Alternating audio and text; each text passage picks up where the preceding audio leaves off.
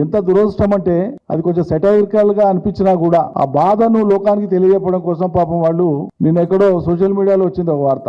మిత్రుడి జన్మదినం కోసం యూరియా బస్తాను తీసుకొని పోయి బర్త్డే గిఫ్ట్ అని చెప్పి ఇచ్చినారు. సోషల్ మీడియాలో తిరుగుతుంది.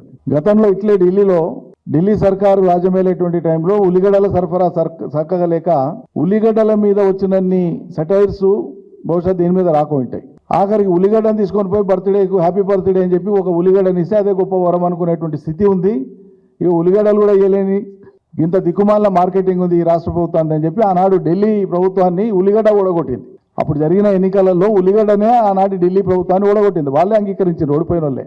ఈ రోజు పుట్టినరోజుకు యూరియా బస్తా బహుమతి ఇచ్చిన రైతులు.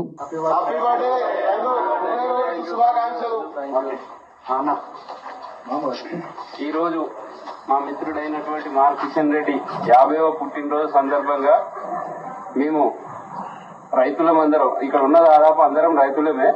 కాకపోతే యూరియా కొరత వల్ల ఇది ఒక గిఫ్ట్ ప్లస్ నిరసన విధంగా తెలియజేస్తూ ఈ యూరియాను ఒక బస్తా ఒకరికి ఒకే బస్తా ఇస్తున్నారు. కాబట్టి ఈ మార్ కిషన్ రెడ్డి అనే రైతుకు మేమందరం కలిపి ఒక యూరియా బస్తా బహుమతిగా ఇవ్వడం జరుగుతుంది.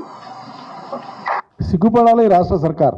రోజు బుద్ధి పుట్టింది మాట్లాడతారు, నోటికొచ్చింది మాట్లాడతారు మంత్రులు కానీ ముఖ్యమంత్రి గారు కానీ.